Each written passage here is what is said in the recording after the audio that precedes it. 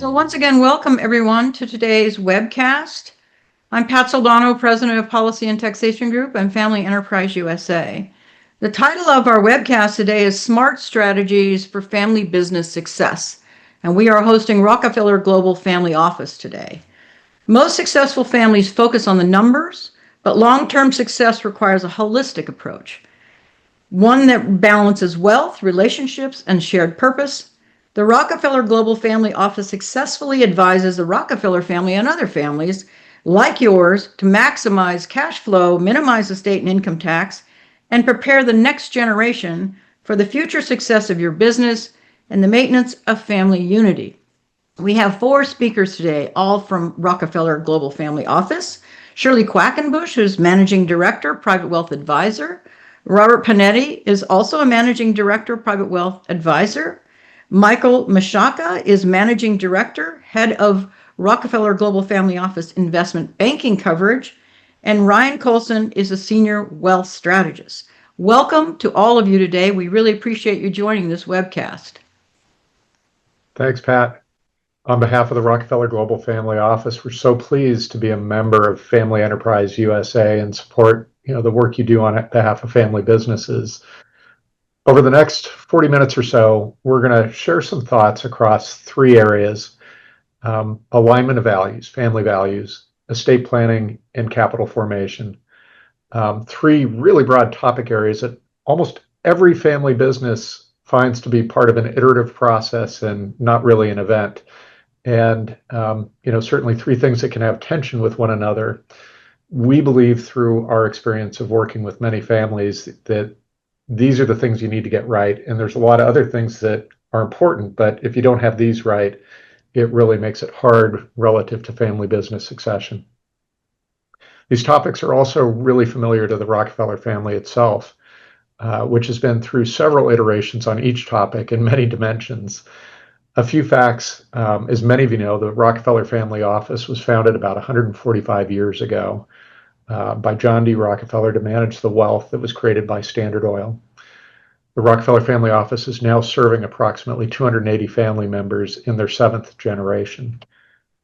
Until 8 years ago, the Rockefeller Family Office worked primarily with the family, but realizing the need to retain and develop talent and achieve scale, the Rockefeller family decided to bring in outside capital and management with a management team led by Greg Fleming to grow the business, to be able to share the depth of capabilities with high net worth families and ultra high net worth families, many of whom are business owners.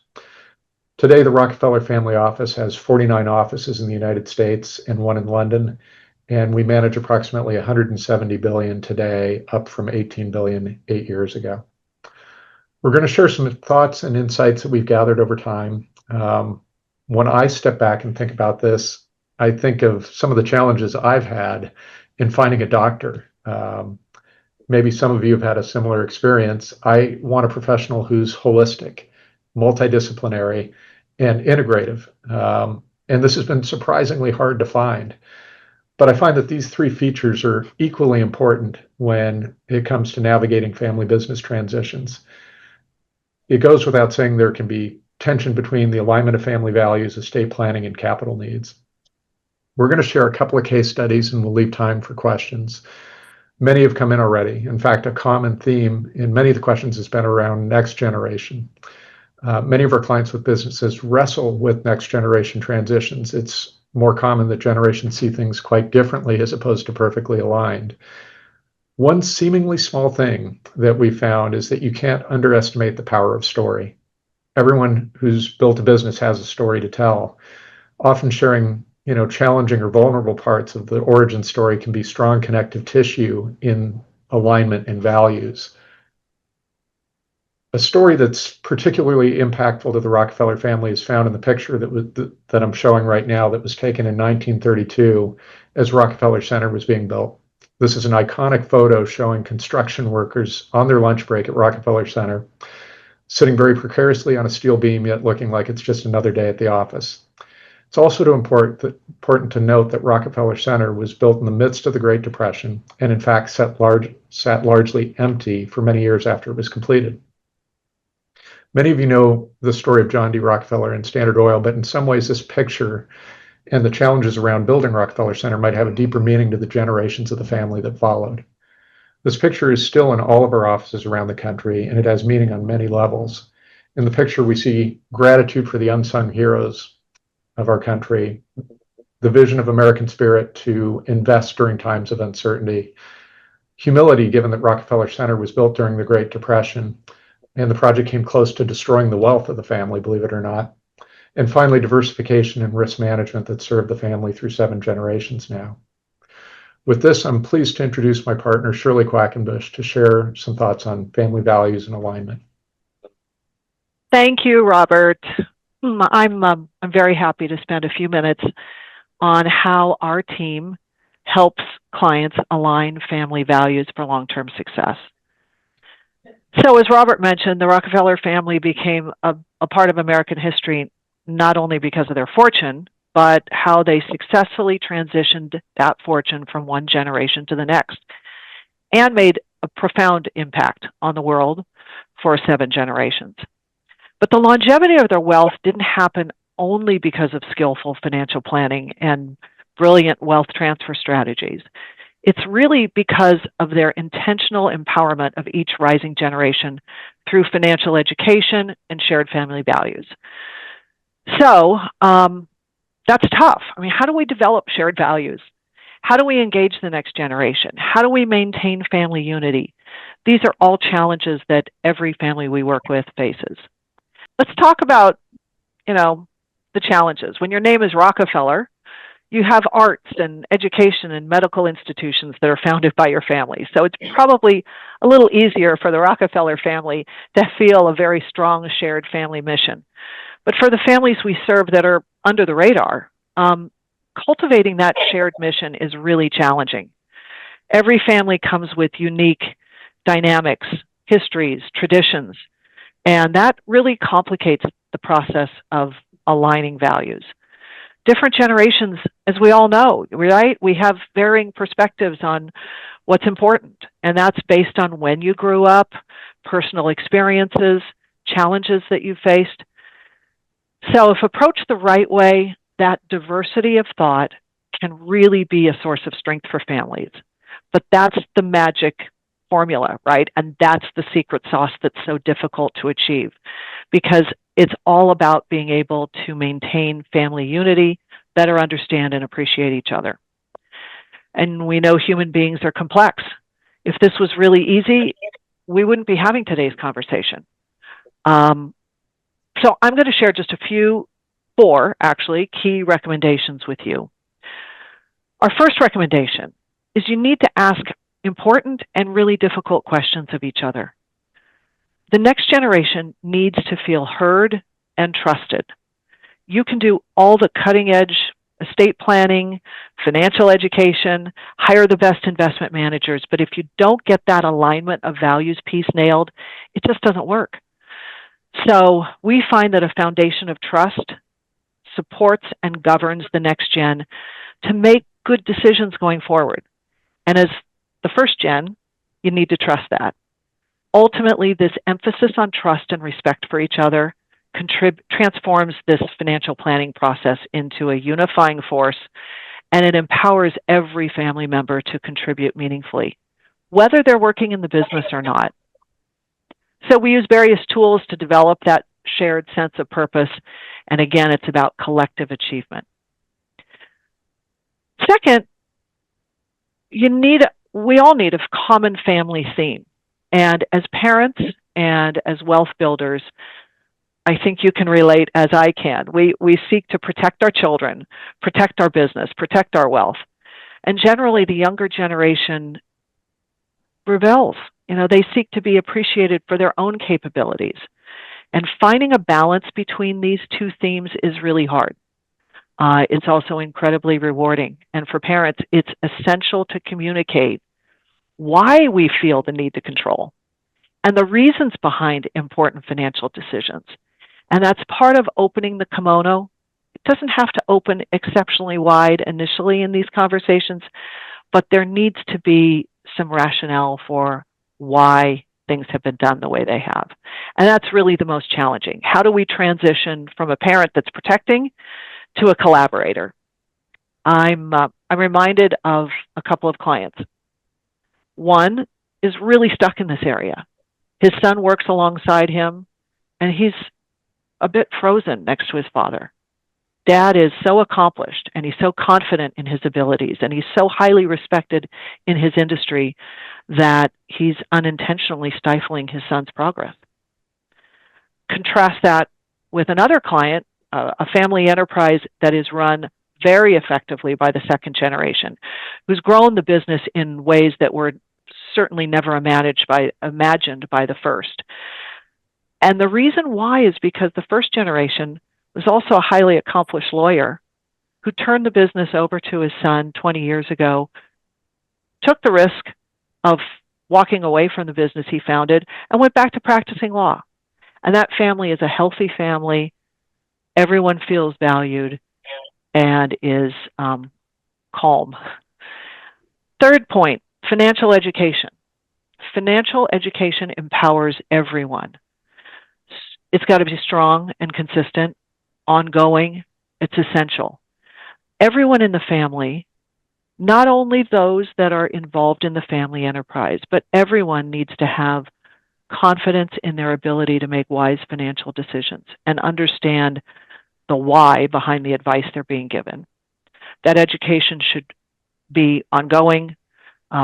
We developed our education program for the Rockefeller family initially. It's morphed quite a bit into something even broader, and it's quite disciplined. All leaders of the firm contribute to the curriculum and contribute to teaching, and we take this so seriously. We have an educational event that's almost weekly. Finally, family legacy is key. Oftentimes this word is really intimidating. It doesn't mean that your family needs to take on a huge cause and create a large nonprofit organization. It simply refers to what's that glue that's going to keep your family together. True wealth, as we know, it isn't just about the financial success. It includes those principles and ideals that are going to keep the family unified. And so we've utilized some tools we've created called a wealth and values exercise that helps lead these values-driven conversations. So I know this is short. I hope, though, that this has opened the kimono and opened our dialogue just a bit about what we think is important. Now let's shift gears to financial planning. Thanks, Shirley. So, Lauren, let's go ahead and put up a poll that'll speak to what Ryan will be speaking about. And next, it's a pleasure to introduce Ryan Coulson, who is a senior wealth strategist for the Rockefeller Global Family Office. She's going to share a case study of a client she recently helped, and the challenge was really to manage the tension between tax minimization and cash flow and liquidity. I'm reminded of a phrase that if you carry around a hammer all day, everything looks like a nail. We have many clients who express really strong goals in terms of paying as little estate tax as possible. And we find estate planning attorneys are really good at executing on this. And we've seen estate plans where they do execute on the tax minimization goal, but often leave very little flexibility for cash flow and liquidity for the grantor or the founder. And so, Ryan, I'd love to hear how you approach this. Sure. Thanks, Robert. So in our wealth strategy group, most of us are either recovering attorneys or recovering CPAs, and we serve to bridge the gap between the concepts or the types of trust and the types of wealth transfer that you would use and how it works practically for the family. So in that vein, we thought we'd share a recent case study and walk you through how we analyze wealth transfer for the clients. And it highlights why you need to collaborate with not just your legal and tax advisors, but with the investment advisors as well, to consider the total financial picture when you are developing a transfer plan. So as many of you may know, under the One Big Beautiful Bill, not only is the estate exemption remaining high, it's actually increased to a $15 million exemption. So what does this mean? Next year, each individual can leave $15 million estate tax free. Anything above and beyond that is taxed at a 40% rate. So this kind of highlights now, no one's rushing towards the end of the year where we thought it was going to sunset. We thought it was going to get cut in half. That's sort of alleviating that rush to do a lot of lifetime gifts, but it is highlighting the need to do the math, as it were, and figure out, are we doing lifetime gifts or are we waiting until we pass? What makes the most sense in light of that cash flow? And that's why we do need to analyze. So I want to introduce you to the Smith family. This is Mom and Dad Smith. We met them about a year and a half ago. They came to us with their estate. Dad Smith has run the Smith Family Corporation for a number of decades. He has 3 successful retail type stores. He conveniently has 3 children. So he thought he'd develop a store for each child, and that would be what his legacy would be. Turns out the children have passions of their own and they have businesses of their own that they want to pursue. He's made a few lifetime gifts that totals to about 1.8 million in lifetime gifts to help them get started on their ventures of their own. So that's what you see here on their balance sheet. The Smith Corporation with those 3 retail shops has the majority of the wealth. And then he has partial interest in some of these other entities. And he has some small sort of liquid assets, so cash and securities, but the bulk of the assets are in the Smith Family Corporation. So he's got an estate worth about $64 million. So they came to us and said, what can we do? What kind of estate planning can we do? So if we do the estate analysis and we run it through, and we said, okay, what happens if both of you pass away? As I said, they have made some lifetime gifts. So their estate exemption right now is currently about $26 million of exemption. This year, there's that $13.9 million exemption. If they both passed away, it's about $14 million of estate taxes that would be owed. Again, he's made some previous lifetime gifts. Those are the assets that you see that are outside of the estate. So they said, what do we solve for this? Now, we had spoken with their attorney and they said, looks like they've got 26 million of exemption. What does that look like? Should we gift? Let's go ahead and run the cash flow. Let's see what makes sense for them. So we said, okay, base case. What are we looking at? What are the types of trusts that clients use? So I know that you've had a lot of webinars with probably estate attorneys have talked about what are the types of trusts that we use. The most common trust that most clients use when making gifts to the next generation are what we call intentionally defective grantor trusts. They're not defective because they don't work. They're defective for income tax purposes. And why do we set them up this way? What makes sense? Why is it this kind of trust that we use? Well, the IRS says anything you own or control as of the date of your passing is subject to estate taxes. So in order to do advanced tax planning, we need to give something away so that we don't own it and we don't control it. So we put it into an irrevocable trust. The trust is irrevocable. The trust now owns the assets. Because it's irrevocable, I can't change it. I don't control it either. Therefore, I don't own it. I don't control it. Not subject to taxes when I pass away. But an intentionally defective grantor trust, I do own it in the eyes of the IRS for income tax purposes, not for estate tax, but for income tax purposes. Why would I do this? Well, a few different reasons. The main reason is when I put the assets into the IDGIT, which is kind of what we call it for short, those assets compound and grow over a period of time, but I'm still on the hook for the income taxes. So now these assets don't have to pay their own income tax bill, which actually means they get to grow a little faster because I'm using now my in-estate or other assets to pay the income taxes. Kind of feels like an extra gift to the kids, but the IRS doesn't call it that. So that means these assets get to grow a little bit longer, sort of a benefit. The other thing is I can now transact with the trust.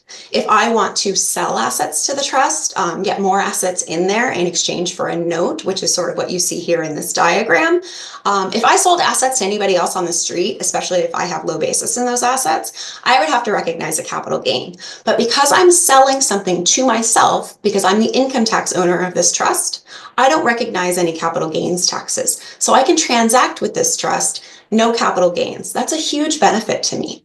So that's the other reason why I want to be the income tax owner. And finally, inside these trusts, there's something called a swap or a substitution power. So if I transfer an asset into the IDGIT today, because that's the asset that makes the most sense, I'm going to transfer Smith Family Corporation, a low basis basket of securities, whatever asset makes the most sense today. Let's call it it's $10 million worth of whatever. 10 years down the line, I say, you know what? I kind of want that asset back. I've now got some liquidity. I sold a different business. I won the lottery. Name your liquidity event. I would rather swap in cash. So now it's worth 20 million. I'm going to take my 20 million in cash, put that in there, take my 20 million of assets back. I can swap. So there's a lot of, I kind of call them superpowers that are inside these idiots that make a lot of sense. So that's why most attorneys will draft these long-term trusts for clients that are these intentionally defective grantor trusts to begin with, because you've got a lot of flexibility down the line. So that's sort of the base case, what we said for the Smith family. Let's look at a grantor trust as a vehicle to potentially use your exemption. But first, let's see what happens if you do nothing. Base case, do nothing. What does your cash flow look like? So the majority of their cash flow is coming from distributions from the corporation. So $2 million is coming from the distributions from the corporation. They've got small withdrawals coming from their family holding company, very small amount coming from Social Security. They're both 85 years old, by the way. And then investment yield on a $2 million. And they're actually very frugal. They don't spend too much per year. The majority of their expenses go out in taxes, which is coming from the distributions that are coming from the corporation. So when we do a cash flow, what does that look like year over year? That's where you see here. Their inflows, again, what's coming from the LLC, a little bit of Social Security, their investment income. So that's the yield on a very conservative investment, because again, they're 85. Other inflows, that's the majority of what's coming in here is the Smith Family Corporation. So total inflows, they've got a nice inflow. Most of their expenses, again, that's income taxes plus their living expenses. So their net cash flow is positive. They're adding to their portfolio year over year. So base case, do nothing. Their assets are growing over a period of time. The program has them living about until 95, which is their sort of life expectancy based on standard living. So if we look at estate transfer, what is their estate going to look like in 10 years? How much are they going to be able to leave to their family as all of their assets grow? So what does the estate transfer look like? So now you see if they both pass when they're 95, their net estate is 105 million. They've got about 35 million that they owe in taxes. So about 107 million in assets go to the family. If you do nothing, if you don't gift today and just keep your exemption when you pass 107 million, you've got to pay 35 million in taxes. So how do we solve for this? Then we're going to look at, okay, and this is what their attorney said. Let's make a gift. You've got 64 million in assets. Let's go ahead and gift, your full 26 million of exemption that you have left. That probably makes a lot of sense. I will point out that we gifted a portion of the corporation and we were able to get a discount. So I saw there were a few questions on discounting in family entities. When you have a private entity and you gift a minority interest, you get discounts in the eyes of the IRS for lack of marketability and lack of control. If I'm giving a part of a privately held interest or selling a part of a privately held interest to somebody else, and I'm saying, hey, I've got this interest in this company and I'm going to, by the way, you don't have a lot of control over it. There's no readily available market for it. Are you going to pay that percentage of underlying assets? Or are you going to say, actually, I'm going to give you about 30% less than that? That's what the IRS will do for a valuation discount as well. So rather than $38 million worth of the corporation, you get a discount down to 26 million, which is conveniently about how much exemption they have left in their gift. So we've gifted now 38 million worth of the corporation into this idjit for the benefit of the kids. Got a nice little discount. We call that a squeeze it down, and then we're going to freeze it at today's values, put it in the idjit for the kids. How does that affect their cash flow? So let's go through it again. Now their distributions from the corporation have been reduced because they've given the corporation away. The corporation now lies inside the idjit, but the rest of their inflows all remain the same. So everything is all remaining steady. Their expenses, again, they're still paying all of the income taxes because they are the income tax owner on the idjit. So their expenses all remain the same. They've just lost some of their cash flow because the value of the corporation has gone into the idjit. The idjit is going to compound and grow for the benefit of the kids. So how does this look on a year-to-year basis? So you see their income inflows, their investment income, the other inflows. So the other inflows are the distributions from the corporation have gone down. Their net cash flow looks quite abysmal now. You can see after year 2, they don't have any cash flow left. So if we had done what the attorney had advised was, you've got 64 million, go ahead and give away your full exemption, their cash flow negative, they're cash poor. They could not afford to make this gift.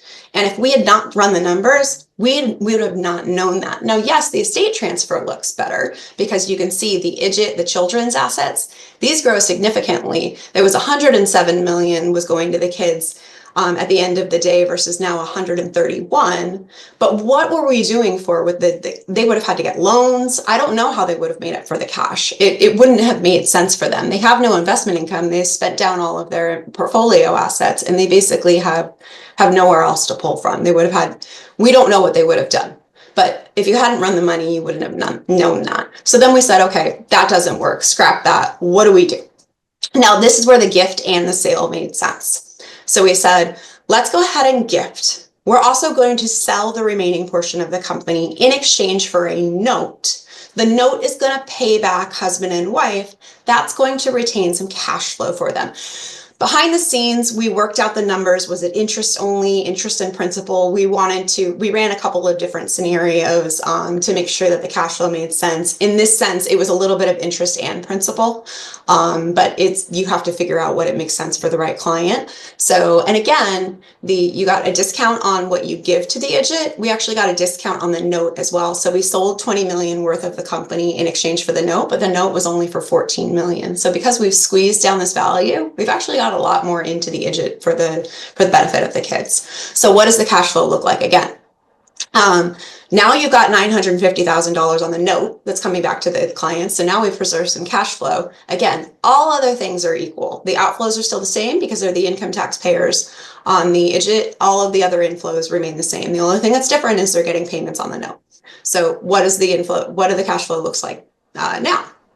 We're looking at now they've got income inflows, investment income, other inflows is now the payment on the note, total inflows. You can see their net cash flow is still, it's a little bit negative, but it's sustaining itself and it's actually working out kind of perfectly to where in the end of the year, their portfolio assets kind of even out almost perfectly. And what you're not seeing behind the scenes is we could prepay that note a little bit more if they were running out of assets, is you can actually prepay that 14 million even more. So what does the estate transfer look like? Now we only have 8 million in taxes and expenses, when recall in the base case it was 35 million, and 134 million go to the kids versus 107, 131, 134. So we've gotten more to the kids, less in taxes, and mom and dad are taken care of as far as cash flow goes. So when we compare all of those scenarios, I've just summarized them verbally for you. You can see that we had to do the math. You have to run it and make sure what makes sense. So when we presented this, the attorney was in the room. He said,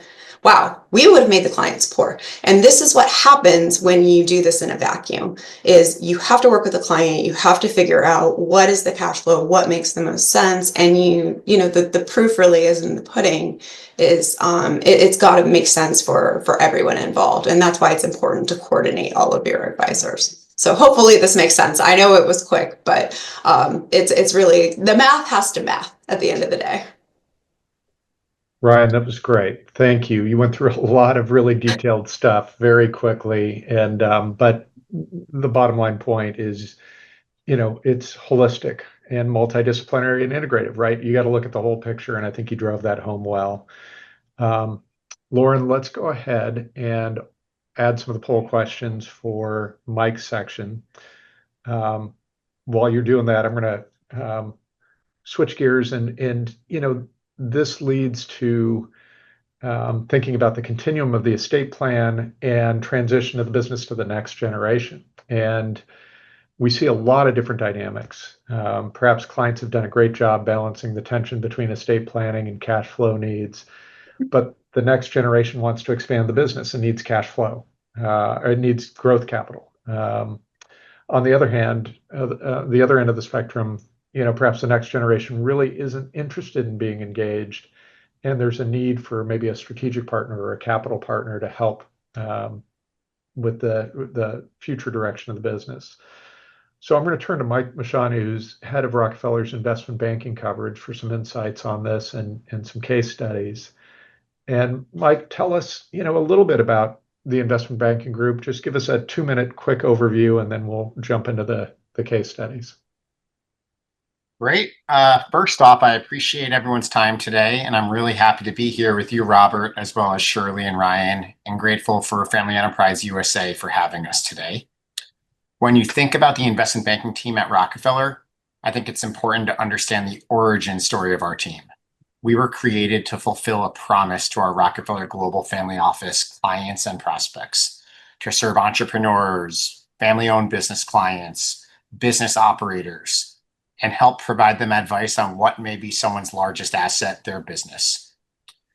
While a lot of firms have really strong wealth management or family office practices on one hand, and a strong investment banking group on the other that exist as standalone businesses, at Rockefeller, we really aim to bring those two services together to provide best-in-class holistic advice.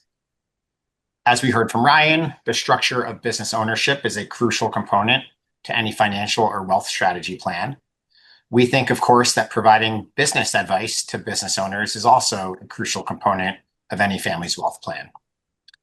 So by definition, the services of an investment bank tend to be transactional in nature, but our goal at Rockefeller and our approach is to really turn this transactional business into a long-term relationship business.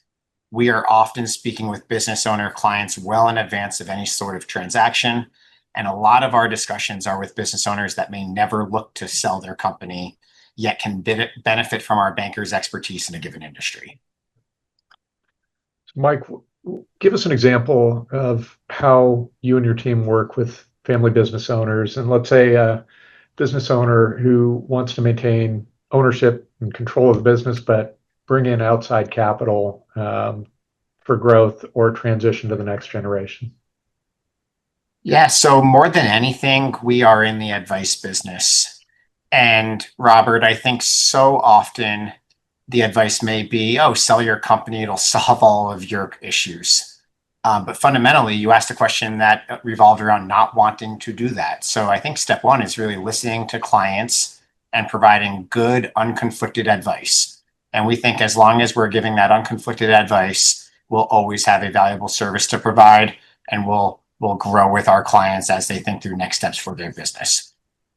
We are frequently asked about clients that are looking to fund growth initiatives or a family transition plan without having to sell the business. And typically these clients want to avoid dilution in these situations. So Robert, while all situations are unique in this hypothetical example, if a business does have access to and an ability to grow via a pre-existing lending relationship with a traditional bank, that's likely to be a great option. That's likely to be a lower cost of capital to clients. But oftentimes that's not the case. Oftentimes companies outgrow that avenue of financing. Recently, there's been a proliferation of other sources of capital beyond bank financing, namely private credit, direct lenders. Again, while no two situations are the same, a largely accurate rule of thumb is that a private credit provider may offer more flexibility to borrowers, but the trade-off will usually be the cost. With that as a backdrop, and actually, Robert, to more specifically answer your question, yes, let's turn to this slide. Thank you. This slide is a slide that we actually presented to a business owner client. And we understand that there is so much more that goes into a decision than the value of a company. There's different goals and competing motivations for any family-owned business. So this slide, Considerations for Family-Owned Businesses, attempts to lay out the various priorities an owner-operator of a family business may face, as this person typically wears several different hats. They may be executive management and founder and owner of business. And our job at Rockefeller is really to make sure that we're providing advice that touches on each consideration for these different hats that an owner may wear. What do I mean by that? Executive management, they may mostly be focused on wanting to continue managing the business. Founders may care most about the succession plan and the legacy and culture of their business being maintained for the long term. Owners ultimately care about maintaining optionality and ability to realize value one way or another from their company at some point in the future. So first, we start out by understanding what the true goals and priorities are, and then we tailor a capital raise process to help best accomplish the goals of a client. Now, if we go to the next slide, yes, I see it here. I'll preface, this page has a lot of information on it, but this is an example of an actual page we showed to a family office client once we better understood their goals. Again, this client was not looking to sell the business, but wanted advice as to how to find additional capital to grow the company while maintaining control and maintaining autonomy. In this instance, we did guide the client towards these two middle columns, the first one being fund growth through debt, the second one being sell a minority stake. But as always, we want to lay out the full spectrum of options, and there's obviously nuances between these four options, but this page does include a do nothing option, which we feel proud about because that is always an option, and that's a powerful option of maintaining the status quo. The business runs well today, so why complicate things when you don't need to? And then to the far extreme, we did have to point out that there is an option to sell the company. In this instance, we think it would be a highly valuable and highly sought after asset. So this is an active and real-time dialogue. And I think if we just touch on a few of the key points on this page, focused on the two middle columns here, funding growth through debt, there's some key advantages to that. Of course, you're maintaining your ownership stake in the business. There's not a dilution component there. And if you have an ability to fund future growth, fund a transition plan, maybe have a distribution out of the company to help fund that transition to the next generation, and you can do it with non-dilutive capital, as long as the company can support that debt payment, that interest payment, then we think that is sometimes a good option. We understand a lot of family-owned businesses are debt adverse, they're conservative in nature. But again, we have to work with clients to better educate and show them what leverage their company can support. And then whether that's a leverage level that they're comfortable with, regardless of whether we think it can be supported. Sometimes the better option or another option is to find an equity investor to come in. The positives of this one are it does allow you to come in and partner with someone that hopefully brings more to the table than just capital. Maybe there's strategic rationale. Maybe there's case studies of them helping other family-owned businesses get from point A to point B. And ultimately, you're able to do that while maintaining control. I wish there were more providers of minority equity capital out there. It is typically a little bit more difficult to come across. Oftentimes, there is a trade-off between the valuation you can get for that investment, because this is a third-party investor that comes in with capital with limited rights. They'll have some minority protections along the way, but still you are owning the business, the family's owning the business, and really this is a minority shareholder. So there are trade-offs there as well. Again, there may be different nuances. A combination of options B and C might be the right answer. So our goal is really always to best understand what is the client looking for? Can we help them get there? And if not, can we at least give them the right advice and educate them as to things to consider along the way? Before we pivot, Mike, to some Q&A, do you want to share just a couple examples that might be real world of how you engaged on some of these? Sure, and I'll try to keep these brief, and if it makes sense to touch on them in more detail in Q&A, please let me know. Just last week, we were working with an entrepreneur in a tech hardware AI business looking to raise growth capital to help get the business to the next level. So while not a perfect example of what we're discussing here, a lot of the same characteristics. And that was a $21 million Series B capital raise that we successfully advised on. So we're proud of that. More relevant and something that I think is really interesting. A couple of years ago, we had a client based in the southeastern United States, owned an automotive junkyard, for lack of a better term. They sell used automotive parts. And we were approached because they knew one day down the line, they would want to sell that company. So our bankers went down there in a consultative manner and just talked through what a sale would look like. Lo and behold, a couple months later, that party was approached by a competitor in the space that was looking to sell themselves. And our client said, wow, I should probably look at this situation. So our banker went down, again, evaluated the opportunity. And as part of that, we were actually able to help source debt financing to accomplish that acquisition. So the ultimate goal in that situation has not changed for the client. They will at some point in the future want to monetize that business, but now what they'll be monetizing is significantly larger than it was when we began the conversation. And notably, this is not always the case, but notably in that situation, the vast majority of the acquisition was debt financed. So it was no additional equity out of the owner's pocket. And it was something that the business on an ongoing basis was able to support. So we're really proud about that one. Maybe one quick one.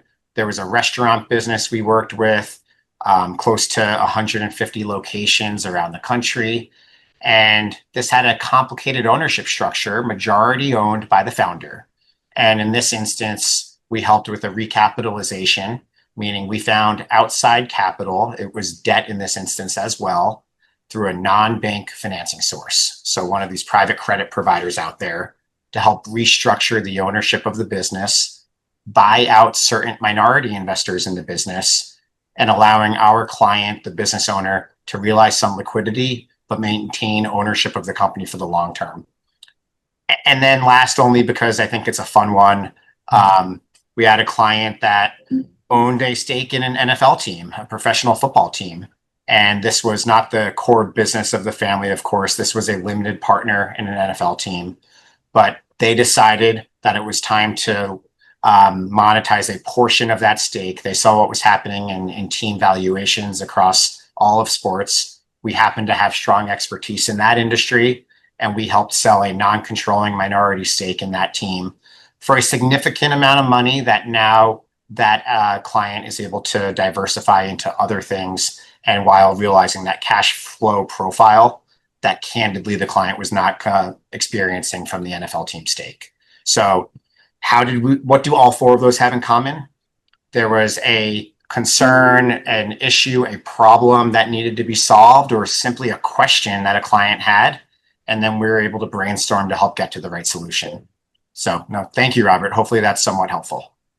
That's great, Mike. And I love the automotive case study. It reminds me of the phrase of, opportunity is aligned with the prepared mind. And, they went through the exercise of looking to sell, but ended up becoming an acquirer because that probably educated them. So great points. In the interest of time, I'd love to open this up to more of a dialogue back and forth. And Pat, why don't I turn it to you with questions?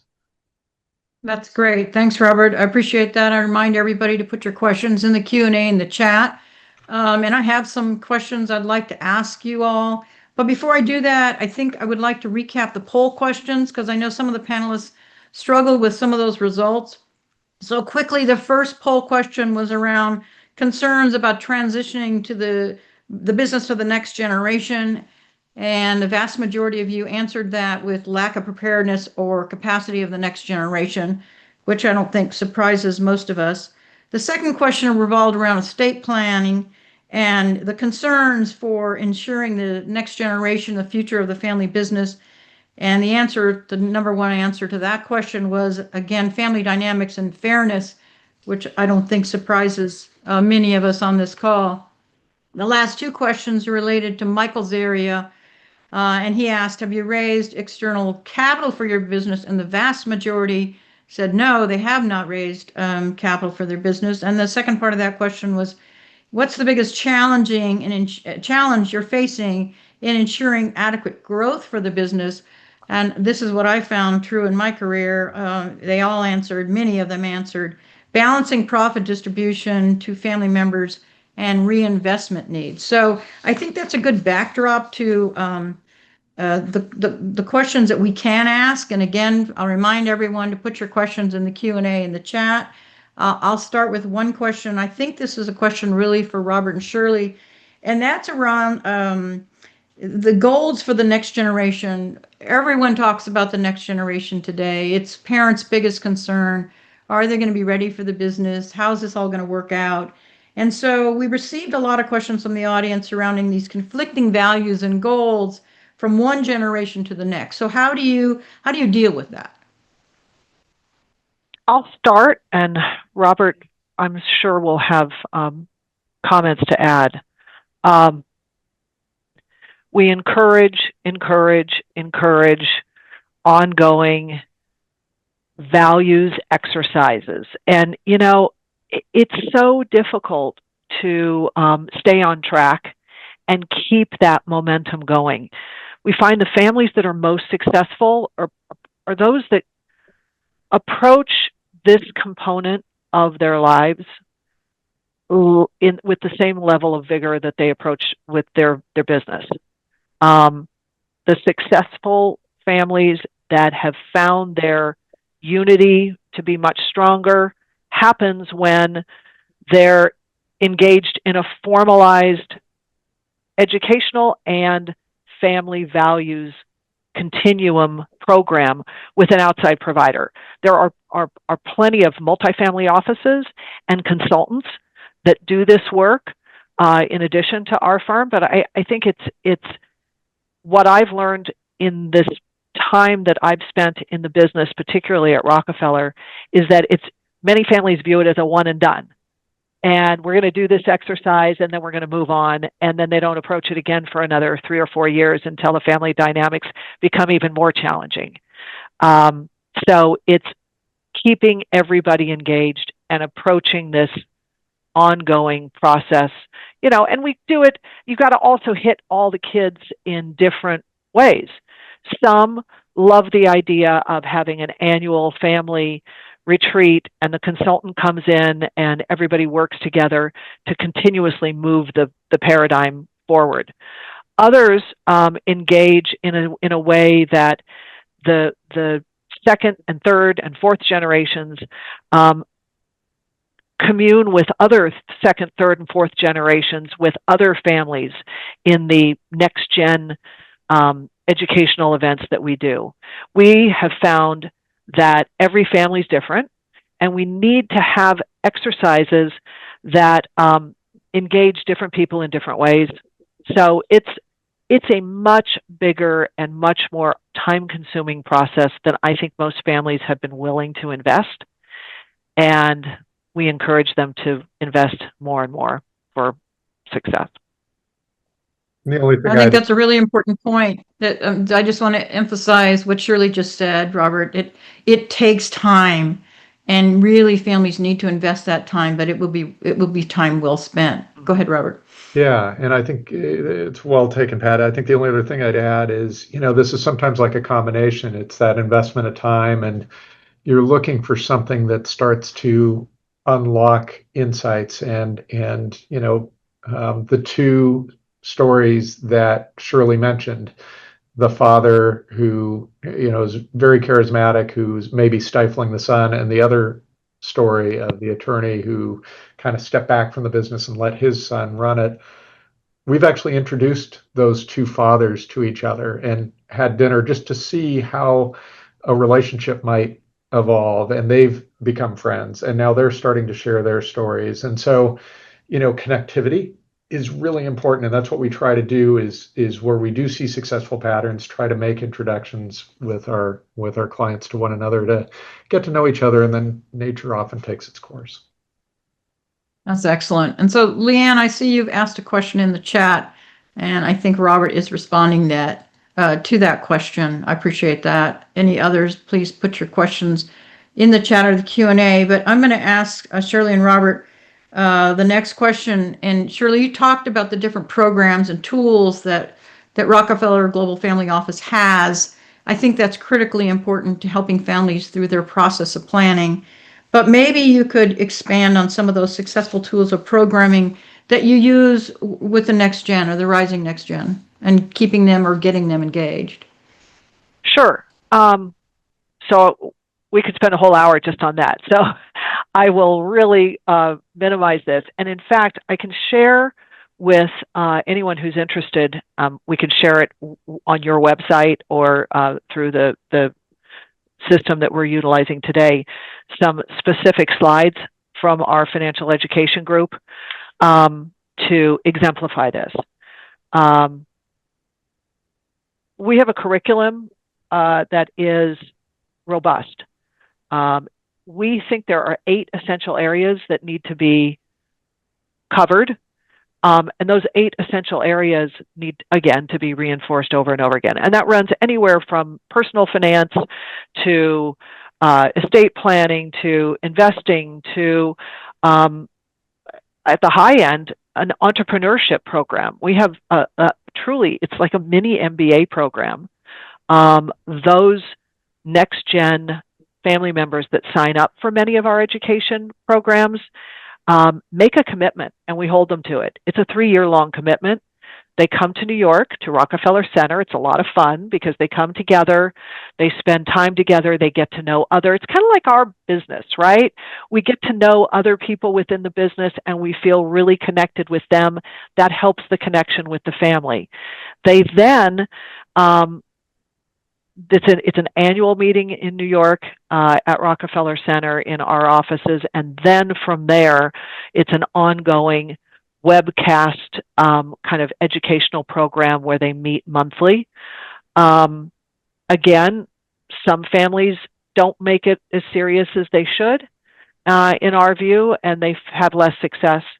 The Rockefeller faculty, we're, I think, unique in that we have our hosts that create the curriculum and fulfill the curriculum, teach it, range from our head of philanthropy to our chief investment officer to our chief financial officer, folks that can talk about real life examples and real stories. And so this goes on and on. There's so much more I could share about the financial education curriculum, but I think also on the engagement side, the values exercise, years ago, I used to kind of, because I come from the investment world, right? I was like, values exercise, that sounds a little corny. It's so powerful. And I find, I find with my own family, I'm trying hard to utilize these exercises as well, because every family, no matter what your level of wealth, it's difficult connecting with the next generation and aligning what's important to them with what's important to me. And oftentimes it's just because I haven't asked the question. So I think that multidisciplinary content to engage next gen is super important. Well, so the takeoff from that is the question that I've been asked many, many times in my career, hundreds, if not thousands of times. And this is probably a question for all of you, is when do you start that education? When do you share with the next gen? You know what the question is, how much do we have? What are the assets? But when do you start educating? That's part of the question. But the other part is, when do you just start educating the next generation, whether it's around the business or the assets? I'll give just a quick start and let my colleagues finish it up. There's no perfect answer. It all depends upon the family. We have content for kids as young as 15, 16 years old. We do find that it needs to be a more grassroots, family-oriented financial education for young children, but we do have content for teenagers, and we have some participants in our program that are 50 years old. So it's again ongoing, but I think that it can start as early as possible. Your thoughts, everyone else on the panel? Yeah, I mean, I'd add, I always tell clients it's sort of age appropriate transparency. So you don't necessarily have to share the numbers. And frankly, kids these days, they can Google a lot of things. They can kind of figure out how much your house is worth. They sort of know the way that they live. So they're not immune to knowing certain things, but you can start to talk to them about why the structures are in place. And it's, especially with trusts and things like that, it's not that I don't trust you with the assets. I'm giving you asset protection that you can't give yourself. I'm giving you tax planning that you can't give yourself. I'm actually helping you with these structures. And a lot of this is about values, as Shirley said. So it's how the family thinks about money. That's values that you learn when you're very young. And that's how the family thinks about philanthropy. That's how the family spends their money. What they value is what's important. And that sort of comes through with the clients and with the children when they're younger. And then we start to sort of peel back the onion, and then maybe we talk about the business entities and the business structures. I've had plenty of times where we've led family meetings where we might take the numbers away, but we might start to talk about the structures of the trusts, or why the certain entities are the way they are, or explain the laws and just kind of start to give some visibility. Because we always say, the attorneys and the CPAs are very good about preparing the money for the family, but you have to prepare the family for the money. And you have to communicate that. So the number one cause of all litigation in families or elsewhere is unmet expectations. Set the expectation, set the communication, and then talk through that. So I don't think that there's, a too soon to discuss that. It's just how much transparency you give to it, because you want to motivate the kids to be their own whatever they're going to be. We kind of talk about it as you want to give them a safety net, not a hammock. You want them to be motivated to do whatever they're going to do in life, but it's still letting them understand, letting them be a part of something, making them feel like they're a part of the family business, or able to achieve whatever they want to achieve, and have those cohesive family values together. That's excellent advice. Excellent advice from all of you. We're just about at the top of the hour, so I really want to thank you all for your presentation today. Great information. We heard that from individuals in the chat. I'll remind everybody again, you are going to get copies of this recording, as well as the slides will be included. So I really want to thank my panelists for being on this, Rockefeller Global Family Office, and your sponsorship of Family Enterprise USA and all the work we do in Washington, D.C. And I want to thank everyone who attended this Zoom webcast today. Thank you all, and everyone have a great day. Take care.